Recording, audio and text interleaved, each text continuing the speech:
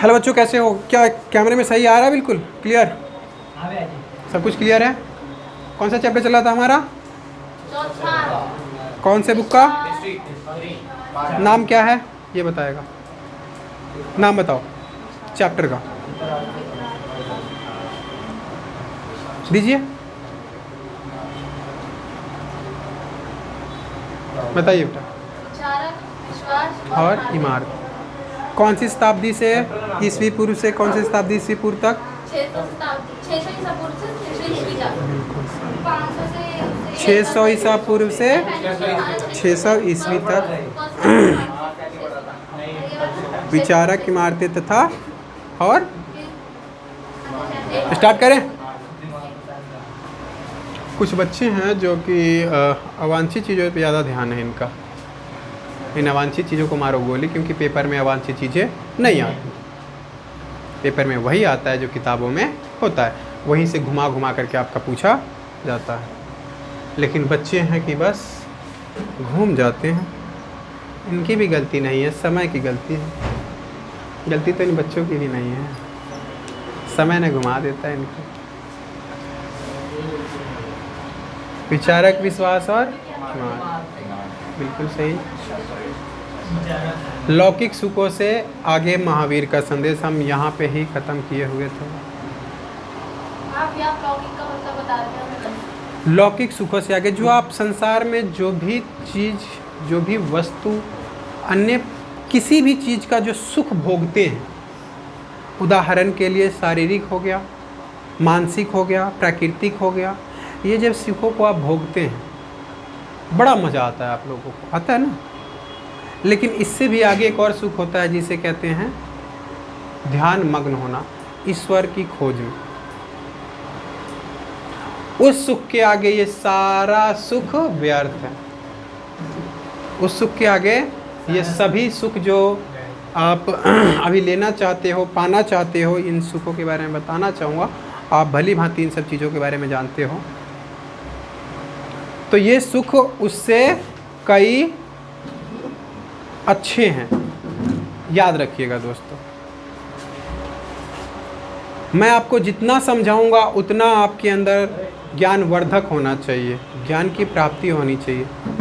और इसके बारे में अगर आपने समझ लिया तो इधर उधर के बारे में दुखना ही भूल जाओगे। जिसे कहते हैं ना कि अगर आपका गोल है तो सीधा चलो, लेकिन आप लोग गोल को साथ में लेकर के चलने के साथ साथ बगल में भी देखते हो, अगल में भी देखते हो, और गोल तक पहुंच नहीं पाते हो।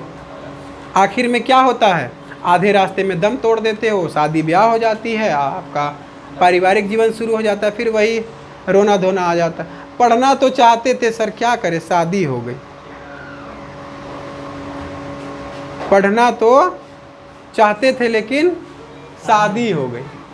तो इन सब चीज़ों से दूर रहो, एक फोकस कर चलिए।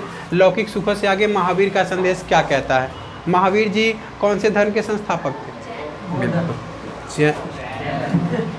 जैनों के मूल सिद्धांत 6ठी सदी ईसा पूर्व में वर्धमान महावीर के जन्म से पहले ही उत्तर भारत में प्रचलित है। यानी इनके जन्म से पहले ही जैन धर्म उत्पत्ति हो चुका था। जैन परंपरा के अनुसार महावीर से पहले 23 शिक्षक हो चुके थे। अब दोस्तों, शिक्षक का मतलब मैंने आपको कल ही बताया था कि जो गुरु, जो शिष्य, मैंने आपको जिंदगी के बारे में, इस जीवन के बारे में जो अच्छाइयाँ बताई, अगर आप उससे प्रभावित हो तो आप मेरे शिष्य। आपने मुझे बताया कि ये जीवन कैसा है, मैं आपका शिष्य। तो महावीर जी के जन्म से पहले कितने आ चुके थे? 23 शिक्षक आ चुके थे। एक नंबर का सवाल पूछा जाएगा कि महावीर जी जैन धर्म में कितने नंबर पे शिक्षक रह चुके थे? तो वो 24वें नंबर के होंगे ना ये, क्योंकि 23 तो पहले ही आ चुके थे, तो 24वें ये। ओके, जैसे मोहम्मडनों में, इस्लाम में बोला जाता है पैगंबर ये थे, जैसे सनातन धर्म में, हिंदू में बोला जाता है कि ये उनके ये अवतार थे, वैसे ही समझ सकते हो कि ये कौन से नंबर पे थे? 24 नंबर पे थे। कंफर्म है? चलो आगे जानते हैं, आगे क्या कह रहा है। उन्हें तीर्थकर कहा जाता था। अब एक नंबर का सवाल पूछा जाएगा, तीर्थकर किसे कहा जाता था? हर एक शिक्षक को, और महावीर को भी शिक्षक कहा जाता था, है है ना, तीर्थकर कहा जाता था। यानी कि वे महापुरुष जो पुरुषों और महिलाओं को जीवन की नदी के पार पहुंचाते थे, यानी कि जीवन के बारे में समझाते थे, उनकी नैया पार लगाते थे। जैन दर्शन की सबसे महत्वपूर्ण अवधारणा यह है कि संपूर्ण विश्व प्राणवान है। अब आपने देखा होगा जैन धर्म के लोग कुछ कुछ ऐसे भी होते हैं जो अपने मुंह पर पट्टी बांध करके रखते हैं, ये कीड़ा तक मेरे से ना पड़े, ना मर पाए, क्योंकि उनका मानना है कि पूरा पृथ्वी क्या है, प्राणवान है, सब चीज़ों में जान होता है भाई।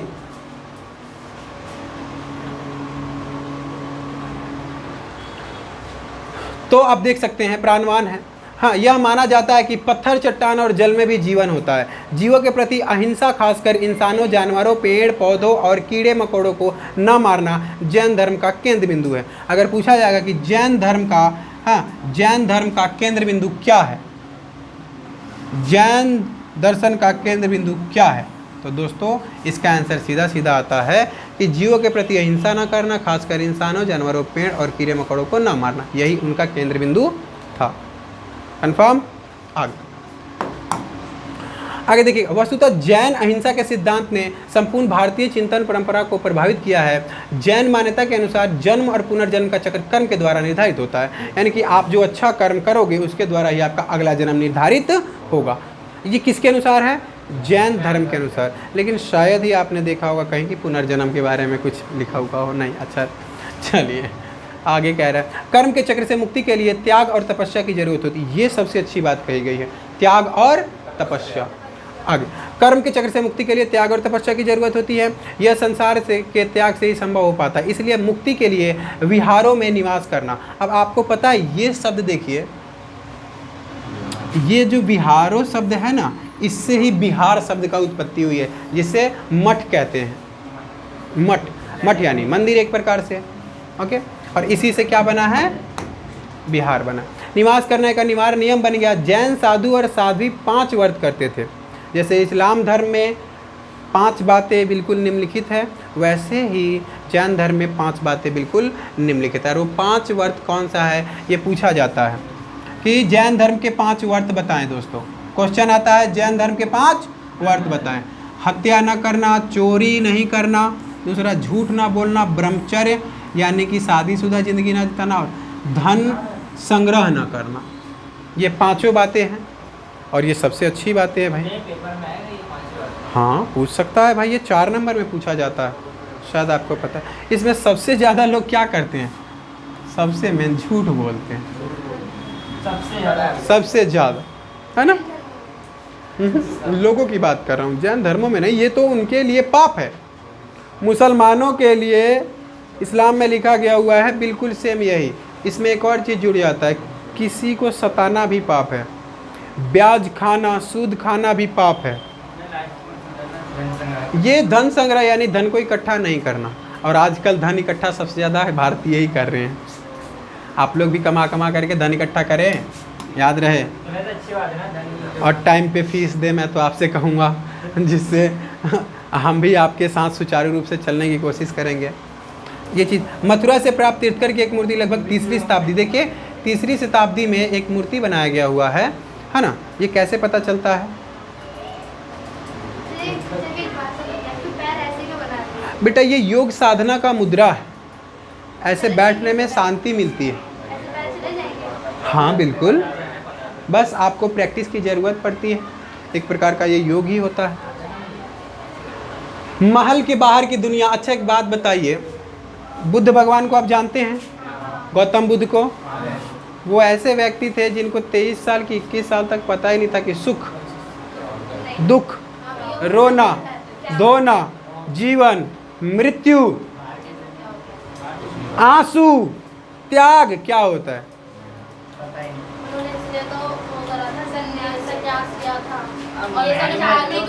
बिल्कुल बिल्कुल, बहुत अच्छा लगता है जब आप लोगों के मुंह से मैं जब इन सब चीज़ों को सुनता हूँ ना, मुझे बहुत अच्छा लगता है। चलिए इसको आप अपने किताबों में पढ़ लीजिएगा, ओके। अब आती है जैन धर्म का विस्तार कैसे हुआ, यानी जैन धर्म फैला कैसे।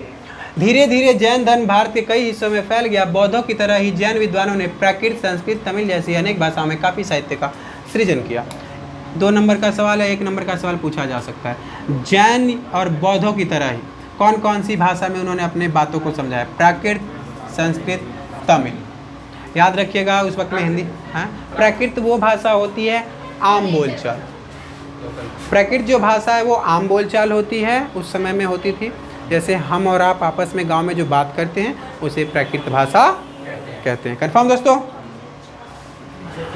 सैकड़ों वर्षों से इन ग्रंथों की पांडुलिपियां मंदिरों से जुड़े पुस्तकालयों में संरक्षित है, यानी संरक्षित का मतलब सुरक्षित है। धार्मिक परंपराओं से जुड़ी हुई सबसे प्राचीन मूर्तियों में जैन तीर्थंकरों के उपासकों द्वारा बनवाई गई मूर्तियां भारतीय उपमहाद्वीप के कई हिस्सों में पाई गई है, यानी सिर्फ और सिर्फ भारत में ही जैन धर्म उपस्थित था और सबसे ज़्यादा माना जाता है। आप ये देख सकते हैं, ये क्या है एक प्रकार से आप इसकी बात, ये 14वीं सदी के जैन ग्रंथ की पांडुलिपि का एक पन्ना है दोस्तों, एक पन्ना है।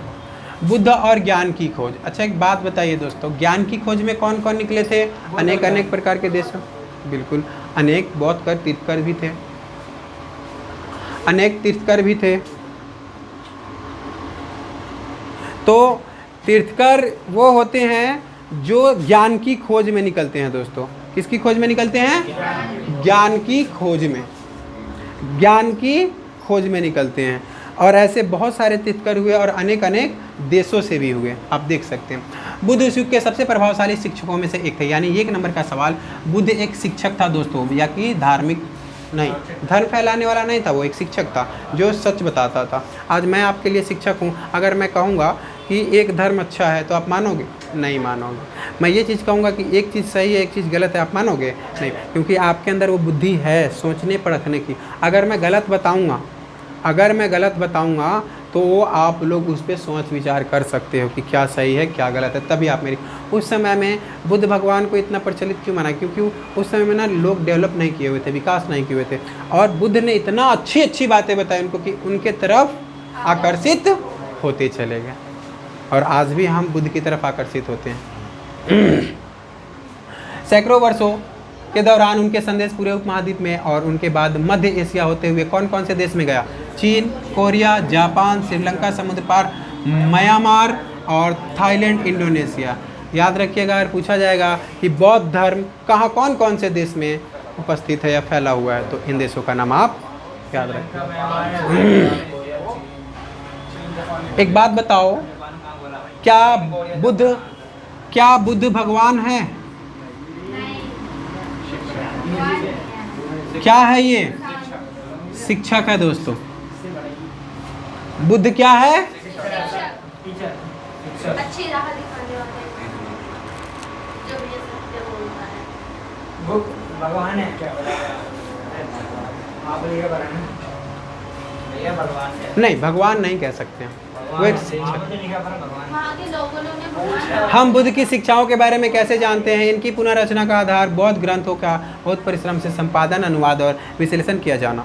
इतिहासकारों ने उनके जीवन के बारे में चरित्र लेखन से जानकारी इकट्ठी की। इनमें से कई ग्रंथ बुद्ध के जीवन काल से लगभग 100 वर्षों के बाद लिखे गए, यानी सीधा सीधा कह सकते हो जब बुद्ध भगवान उपस्थित थे उस समय में कुछ भी नहीं लिखा गया था। उनके जीवन काल खत्म होने के 100 साल बाद उनके ऊपर लिखावट शुरू किया गया था, उनके ऊपर लिखावट शुरू किया गया था, यानी 100 साल बाद। यानी कि आज मैं अगर मर गया तो मेरे मरने से आज से 100 साल बाद मेरे बारे में लिखा जाएगा। वैसे ही जब बुद्ध निर्वाण प्राप्त कर चुके थे उसके 100 साल बाद उनके बारे में लिखना शुरुआत किया गया था। कंफर्म दोस्तों? इतना आगे इनमें इस महान धर्मोपदेश की याद को बनाए रखने की कोशिश की गई। इन परंपराओं के अनुसार सिद्धार्थ, याद रखिएगा उनके बचपन का नाम क्या था? सिद्धार्थ। शाक्य कबीले, 1 नंबर का सवाल, किस कबीले से थे? शाक्य। 2 सवाल मिल गए आपको। क्या क्या है? क्वेश्चन है कि बुद्ध के बचपन का नाम क्या है, वो किस कबीले से थे, और वो सरदार के ही बेटे थे। जीवन के कटु यथार्थ यानी सच को से दूर महल की 4 दीवारी के अंदर सब सुखों के बीच उनका बड़ा किया गया था। 2 नंबर का सवाल यहाँ पे कंफर्म है। यहाँ देखिएगा, संत चरित किसी संत या धार्मिक नेता की जीवनी है। संत चरित क्या है? धार्मिक नेता की जीवनी है। आगे कह रहा है संत चरित संत की उपलब्धियों या गुणगान करते हैं जो तथ्यात्मक रूप से पूरी तरह सही नहीं होते, जो सही ठीक से नहीं होते। ये इसलिए महत्वपूर्ण है कि ये हमें उस परंपरा के अनुयायी के विश्वासों के बारे में बताते हैं। अनुयायी मतलब चेले चपाटे कह सकते हो। आगे उन्होंने अपने रथकार को उन्हें शहर घुमाने के लिए मना लिया। रथकार कौन होते थे? उस समय में रथ चलता था, जो रथवत चलाते हैं। बाहरी दुनिया की उनकी पहली यात्रा काफ़ी पीड़ादायक रही, यानी कि कष्टदायक रही, है ना। एक वृद्ध व्यक्ति को एक बीमार को और एक लाश को देखकर उन्हें गहरा सदमा पहुंचा। उसी क्षण उन्हें यह अनुभूति हुई कि मनुष्य के शरीर का क्षय और अंत निश्चित है। बेकार होना और अंत निश्चित है, यानी एक दिन हम पैदा हुए तो एक दिन मरेंगे जरूर। उन्होंने एक गृह त्याग किए सन्यासी को भी देखा, जो घर बार सब कुछ त्याग दिए हुए थे, उस सन्यासी को देखा। उसे मानव बुढ़ापे, बीमारी और मृत्यु से कोई परेशानी नहीं थी और उसे शांति प्राप्त कर ली थी। सिद्धार्थ ने निश्चय किया कि वे सन्यास का रास्ता अपनाएंगे। कुछ समय के बाद महल त्याग कर वे अपने सत्य की खोज में निकल पड़े। किसकी खोज में निकल पड़े? महल को छोड़ दिया और सत्य क्या है उसको ढूंढने चल पड़े। सिद्धार्थ ने साधना के कई मार्गों का अन्वेषण किया है। साधना का मतलब होता है ईश्वर को याद करने का तरीका, ईश्वर को याद करने का, ईश्वर को पाने का, ईश्वर को ढूंढने का कई तरीके का उन्होंने इन्वेंशन किया। शांति रह करके भी, ज्ञान पा करके भी। इसमें से एक था शरीर को अधिक से अधिक कष्ट देना, जिसके चलते वे मरते मरते बचे। इन अतिवादी तरीकों को त्याग कर उन्होंने कई दिन तक ध्यान करते हुए अंततः ज्ञान प्राप्त किया। इसके बाद से उन्हें बुद्ध अथवा ज्ञानी व्यक्ति के नाम से जाना गया। अब एक और मालूम चलता है, अगर सवाल पूछ सकता है कि बुद्ध का मतलब क्या है, तो ज्ञानी व्यक्ति। शायद ही कभी कोई बता पाया आपको कि बुद्ध का मतलब क्या है? ज्ञानी व्यक्ति, क्योंकि उसके बचपन का नाम तो सिद्धार्थ था। जब वो भगवान बने तो ज्ञानी बने, तो ज्ञानी यानी बुद्ध का मतलब ही क्या है? एक और ज्ञानी व्यक्ति। बाकी जीवन उन्होंने धर्म या सम्यक जीवन यापन की शिक्षा दी। यहाँ देख सकते हैं अमरावती गुंटूर जिला आंध्र प्रदेश में लगभग 200 ईस्वी की एक मूर्ति, जिसमें बुद्ध को महल से जाते हुए दिखाया गया हुआ है। महल से जाते हुए दिखाया गया हुआ है। इसमें घोड़े पर सवार, पीछे वो रथ, पीछे रथ। बुद्ध की शिक्षाएं। बुद्ध की शिक्षा कौन कौन सी थी दोस्तों? बुद्ध की शिक्षाओं को सूत पिटक में दी गई कहानियों के आधार पर पुनर्निर्मित किया गया। पहला बुक सूत पिटक।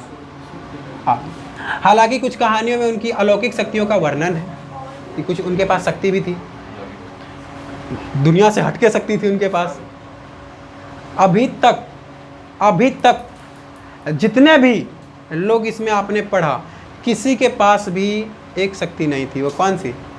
किसी मरे हुए चीजों में जान डालना।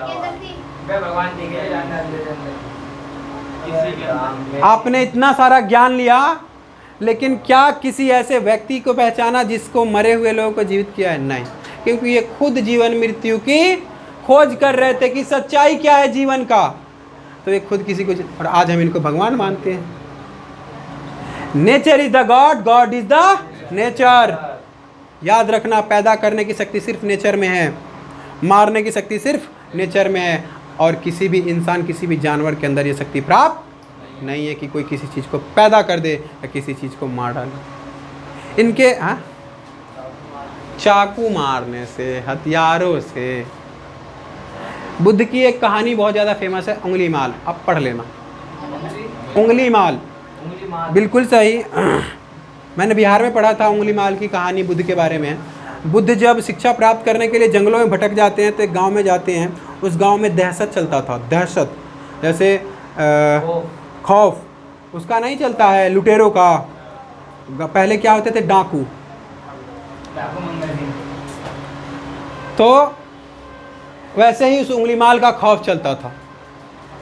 वो बिना कपड़ों के आता था, उंगलियों का माला पहनता था, काट काट करके। जितने लोगों को मारता था वो उनकी उंगलियां काट करके उसका माला पहनता था,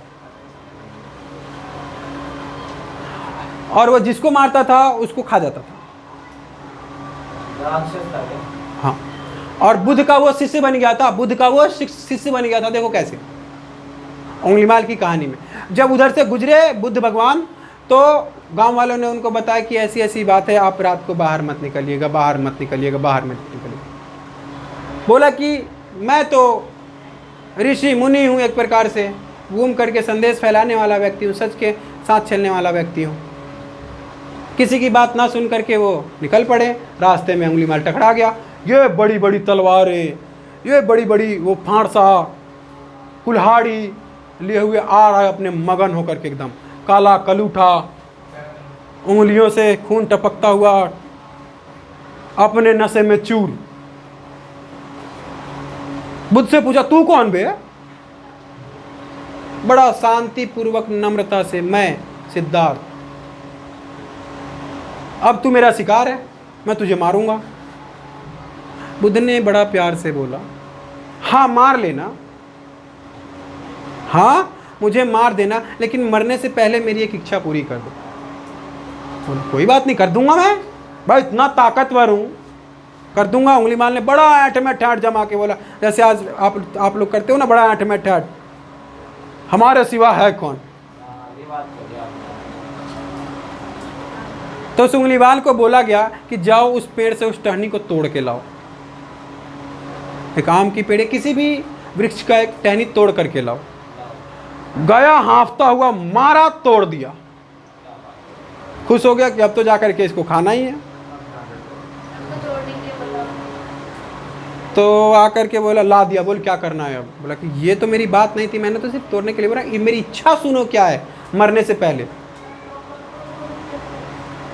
बुद्ध ने बोला कि जाओ, जैसे ये टहनी पहले थी वैसे जोड़ दो, तो मैं तुम्हारा शिष्य, वरना तुम मेरा शिष्य बन जाओ।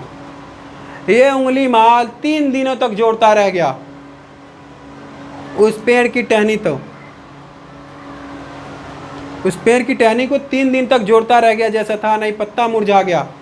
फिर उसको शक्तियों का एहसास हुआ कि यार मैं क्या कर रहा था, और फिर वो क्या बन गया? बुद्ध का शिष्य बन गया। तो ऐसे ऐसे लोग, बुद्धि वाले लोग हुआ करते थे। आजकल अगर तुम लोग को शेर के आगे छोड़ दिया जाए तो शेर के खाने से पहले ही मर जाओगे। और पुराने समय में टीपू सुल्तान को देखो, शेर को जान से मार करके आए हुए हैं। तो उन लोगों में ना सोचने की शक्ति थी, और आप लोगों में सोचने की शक्ति बहुत कम है। खाने से पहले मर जाएंगे, बिल्कुल डर के मारे ही मर जाओगे। वो सामने आएगा तब पता चलता है।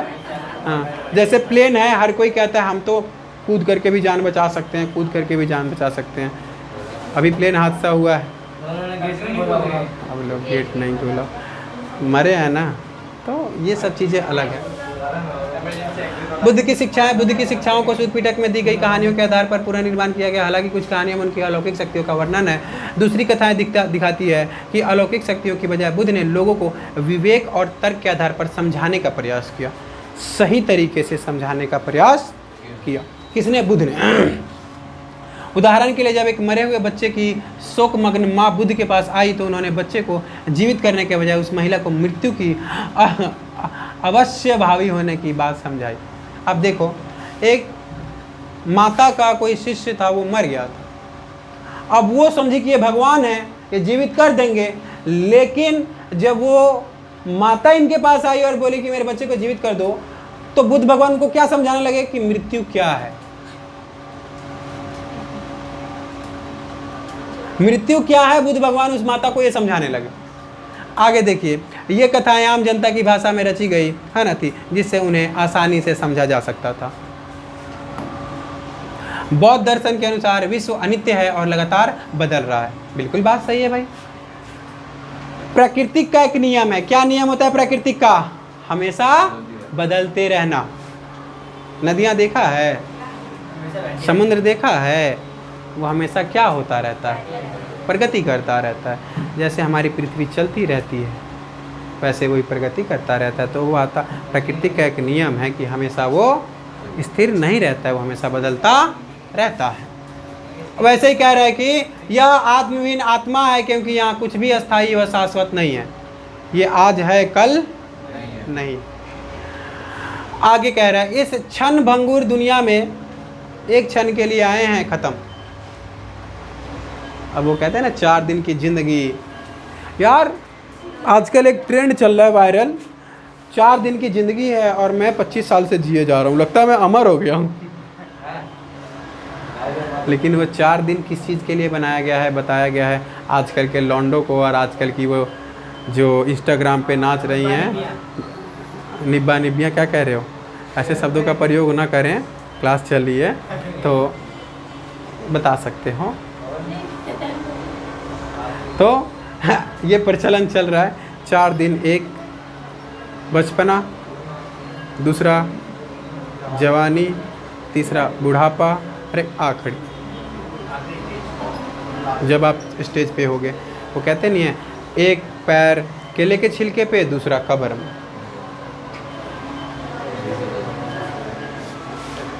चल, घोर तपस्या और विषया शक्ति के बीच मध्यम मार्ग अपनाकर मनुष्य दुनिया के दुखों से मुक्ति पा सकता है। बौद्ध धर्म की प्रारंभिक परंपराओं में भगवान का होना या न होना अप्रासंगिक है। भगवान रहे या न रहे कोई ज़रूरत नहीं। व्यवहार में बौद्ध धर्म, सूत पिटक से लिए गए इस उद्धरण में बुद्ध सिगल नाम के एक अमीर गृहपति को सलाह दे रहा है। सिगल एक व्यक्ति है जो अमीर परिवार से है, उसको बुद्ध भगवान क्या दे रहे हैं, एक सलाह दे रहे हैं। क्या सलाह?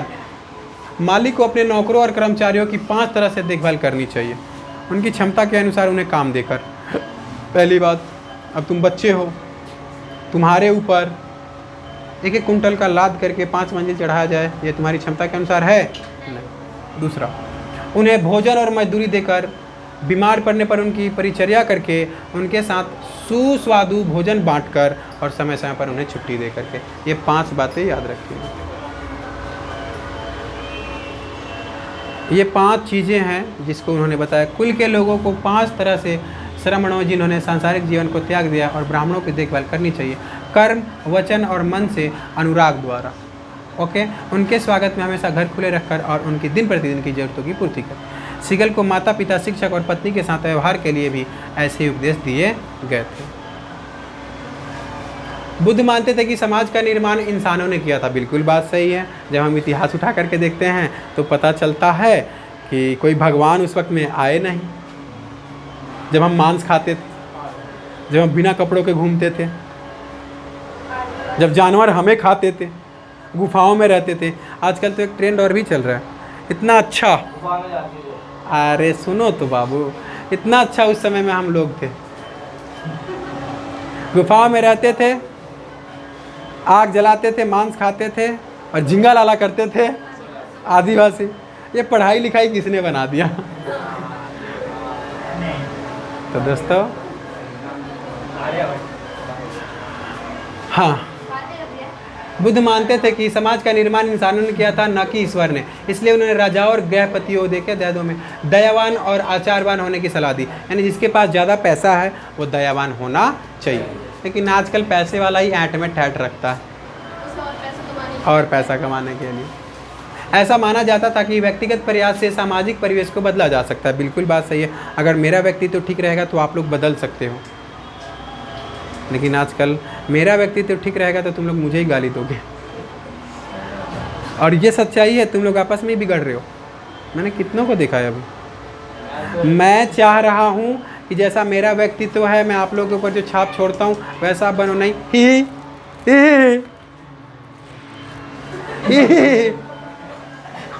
हंस हंस करके। तो ये क्या है? एक प्रकार से आप अपने लिए आगे का रास्ता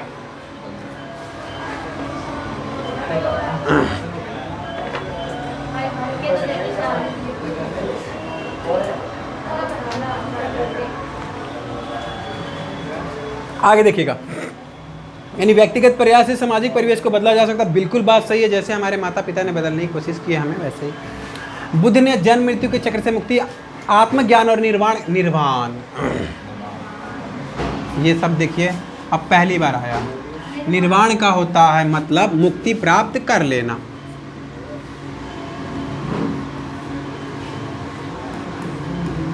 मुक्ति प्राप्त कर लेना। अब एक और भाषा में आप लोग बताना जरा, मुक्ति प्राप्त कर लेने का मतलब क्या होता है?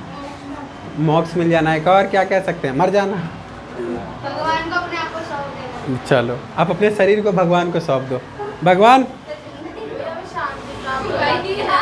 शांति प्राप्त हो जाती है। शांति।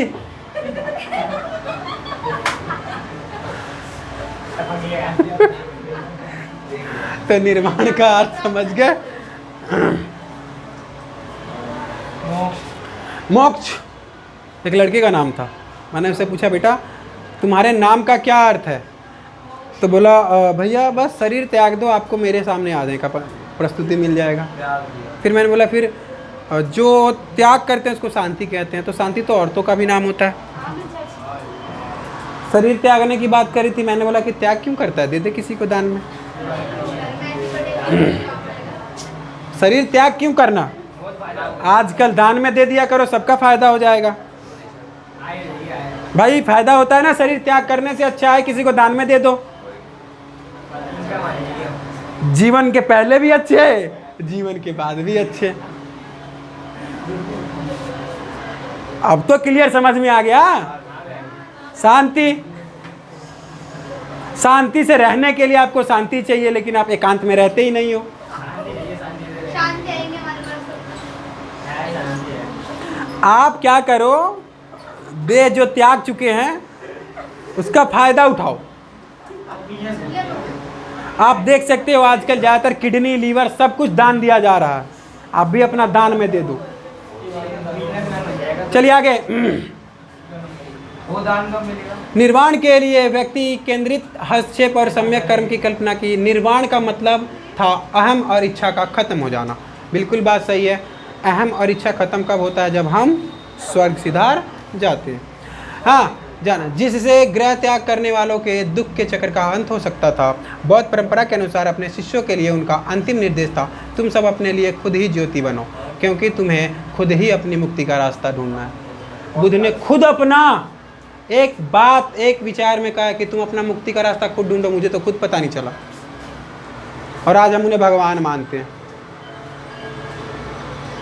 बुद्ध ने अपनी बातों को क्या बोला, ये लाइन जरा देखना दोस्तों, रिपीट करना।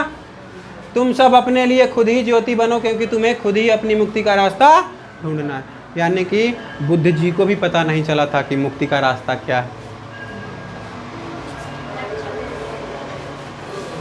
आगे बुद्ध के अनुयायी, इसे कहते हैं चेले चपाटे। धीरे धीरे बुद्ध के शिष्यों का दल तैयार हो गया, इसलिए उन्होंने संघ की स्थापना की। जब शिष्य का संगठन तैयार हो गया, संघ की स्थापना उसके बाद हुई। ऐसे भिक्षुओं की एक संस्था जो धम्म के शिक्षक बन गए। धम्म क्या है बाद में बताऊंगा। ये श्रमण एक सादा जीवन बिताते थे, यानी ये जो घुमक्कड़ लोग हुआ करते थे, सादा जीवन बिताते थे। कोई मोह माया नहीं, कोई कुछ नहीं। तुम्हारे पास कितना लाखों करोड़ों धन है, तुम चाहो भी तो बौद्धिस्ट को दे नहीं पाओगे, नहीं दे पाओगे, वो लेंगे ही नहीं। तुम्हारे पास करोड़ों अरबों रुपए है, अगर तुम सोचो कि मैं इसको 10,000 रुपये दे दूं, 2 किलो चावल दे दूं, 1 किलो अनाज दे दूं, दे ही नहीं पाओगे, क्योंकि तुम उस लायक ही नहीं हो कि उनका इच्छा पूरी कर सको, क्योंकि वो सब चीज़ को त्याग दियो। वो एक टाइम का खाना भिक्षा में मांगते हैं, सिर्फ भिक्षा में वो सिर्फ एक टाइम का खाना मांगते हैं कि सिर्फ मेरा पेट भर सके। सोचो कितनी कठोर तपस्या की होगी।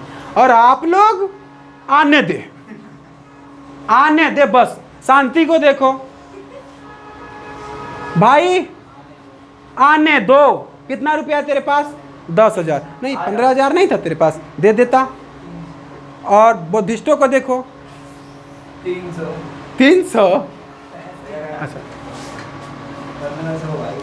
चल इधर, उनके पास जीवन यापन के लिए अत्यावश्यक चीज़ों के अलावा कुछ नहीं होता। देखो जीवन जीने के सिवा उनके पास कुछ नहीं होता है। जैसे कि दिन में एक बार उपासकों से भोजन दान पाने के लिए वो एक कटोरा रखते हैं, सिर्फ भिक्षा में थोड़ी सी खाने के लिए एक कटोरा रखते हैं। चूँकि वे दान पर निर्भर थे, इसलिए उन्हें भिक्षु कहा जाता है। बिल्कुल क्योंकि दान पे वो निर्भर है।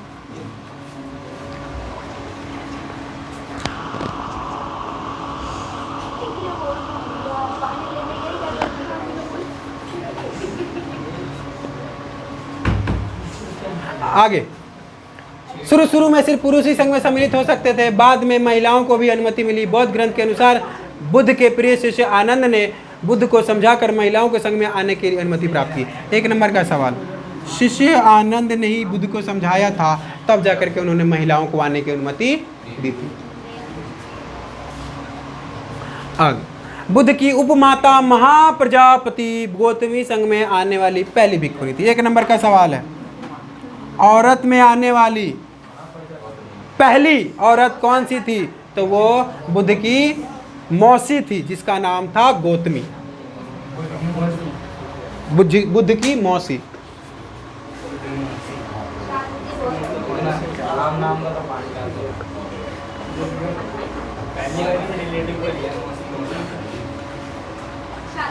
आगे, कई स्त्रियां जो संघ में आई वे धम्म की उपदेशिकाएं बन गई, आगे चलकर वे थेरी बनी।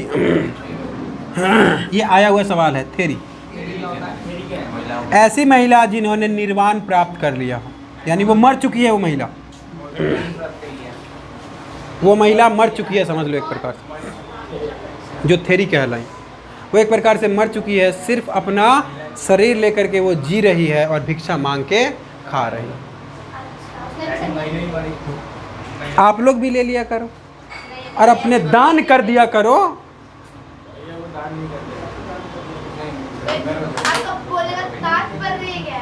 आपके जो बॉडीज के अंग हैं वो बहुत ही ज़्यादा फायदेमंद है। जब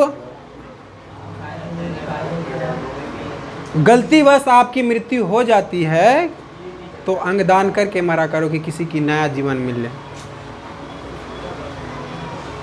नया जीवन किसी को प्राप्त हो जाता है। यहाँ आँखें, किडनी, लीवर, हाँ लीवर उसी को कहते हैं ना। बाबू ही आ रहा था, ये बोल दो ना। बिल्कुल, दान कर दिया करो अभी से। हर चीज़ दान में। अपना क्या है, क्या लेके आए थे, क्या लेके जाएंगे? एक बच्चा आएंगे, जनसंख्या बढ़ा के जाएंगे। आप लोग जनसंख्या बढ़ाने में लगे हुए हो। आज भारत दुनिया का नंबर 1 जनसंख्या के नंबर 1 पे आ रहा है, और जनसंख्या बढ़ाने में क्या, कुछ ऐसा काम करो जिससे देश तरक्की पर आए, आप तरक्की पे आओ। ये तो जनसंख्या बढ़ाने की सोच रखते हैं। आगे, हाँ बाबू बोलो। बुद्ध के अनुयायी कई सामाजिक वर्गों से आए। इनमें राजा, धनवान, गृहपति और सामान्य जन, कर्मकार, दास, शिल्पी सभी शामिल थे। कौन कौन से लोग उसमें शामिल हुए? सब जाति के लोग शामिल हुए, सब वर्ग के लोग शामिल हुए। एक बार संघ में आ जाने पर सभी को बराबर माना जाता था, क्योंकि भिक्षु और भिक्षुनी बनने पर उन्हें अपनी पुरानी पहचान को त्याग देना पड़ता था। हाँ, भिक्षुनी औरतों के लिए। शिल्पी जो चीज़ों को बनाते नहीं है, शिल्पकार कहते हैं उन्हें, किसी चीज़ों को। तो पहले क्या थे? नहीं थे, धनवान थे, हाँ आतंकवादी थे, या क्या थे वो बात नहीं आती है। लेकिन एक बार संघ में आ गए तो सब बराबर, कोई धनवान नहीं, कोई पुजारी नहीं, कोई कुछ नहीं, सब आम जनता के लिए, सब हम एक हैं। समानता का अधिकार मिला है ना सबको? आपको नहीं मिला समान? अभी तो दिया था। अभी तो दिया। सबको मिलना चाहिए। जो 2 लोग थे उन्हीं को मिला है ना। आगे, संघ की संचालन पद्धति गणों और संघों की परंपरा पर आधारित थी। इसके तहत लोग बातचीत के माध्यम से एकमत होने की कोशिश करते थे। अगर यह संभव नहीं होता था तो मतदान द्वारा निर्णय लिया जाता था। थेरी गाथा क्या है? यह अनूठा बौद्ध ग्रंथ सूत पीटक का हिस्सा है। इसमें भिक्षुनी द्वारा रचित छंदों का संकलन किया गया है। इससे महिलाओं के सामाजिक और आध्यात्मिक अनुभव के बारे में अंतर्दृष्टि मिलती है। पुन्ना नाम की एक दासी अपने मालिक के घर के लिए प्रतिदिन सुबह नदी का पानी लाने जाती थी। वहाँ वह हर दिन एक ब्राह्मण को स्नान कर्म करते हुए देखती थी। एक दिन उसने ब्राह्मण से बात की।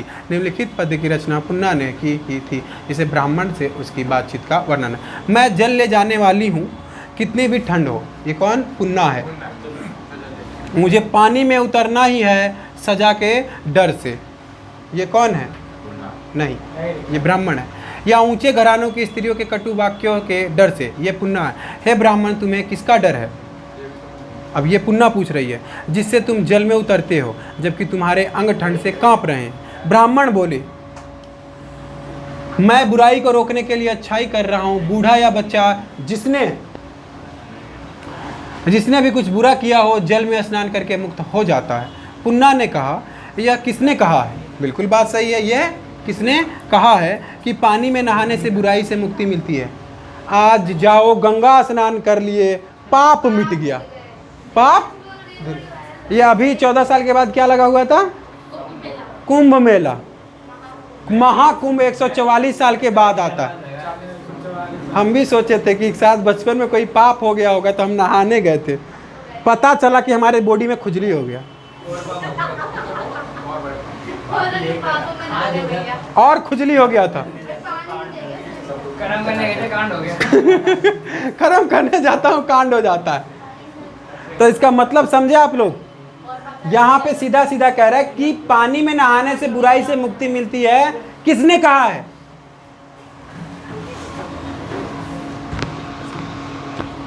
किसने बोला है? आगे, वैसा ही तो हो तो सारे मेढक और कछुए स्वर्ग जाएंगे। बिल्कुल बात सही है, क्योंकि मेढक और कछुए कहाँ रहते हैं? मछलियाँ कहाँ रहती है? मलाह कहाँ रहता है? मछुआरे पानी में।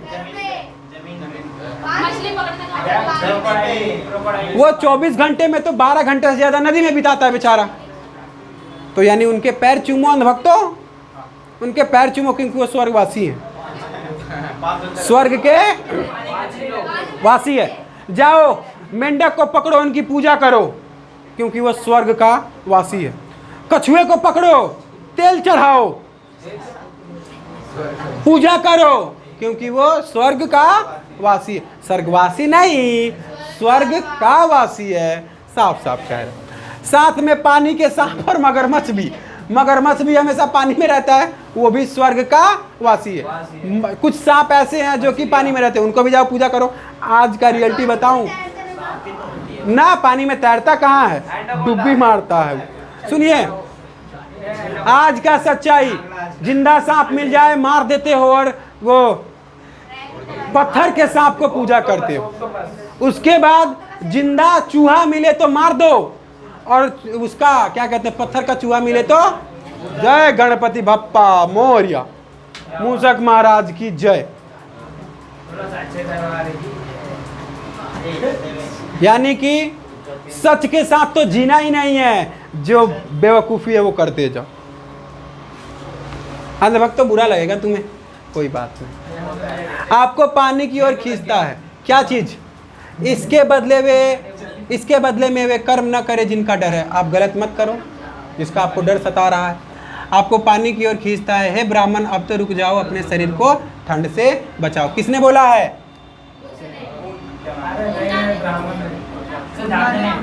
ये पुन्ना ने बोला है कि अपने शरीर को बचाओ। इस औरत को देखो, मटकी भरते हुए पुन्ना।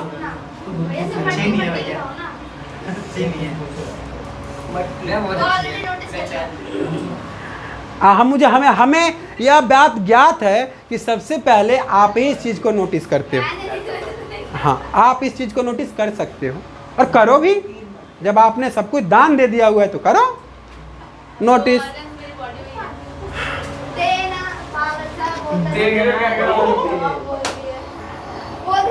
चलिए, भिक्षु और भिक्षुनियों के लिए नियम, ये आप पढ़ लीजिएगा घर पे।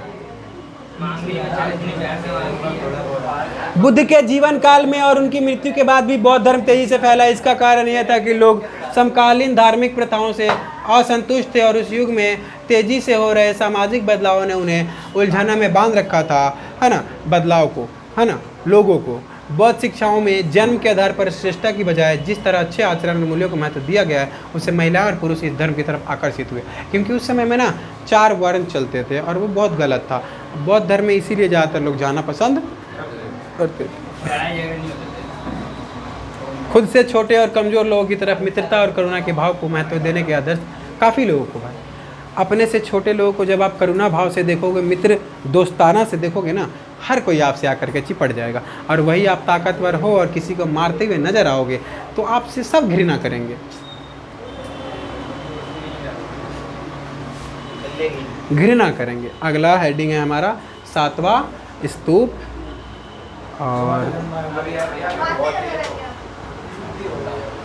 देखिए स्तूप की संरचना, 8वां स्तूपों की खोज, 9वां मूर्तिकला,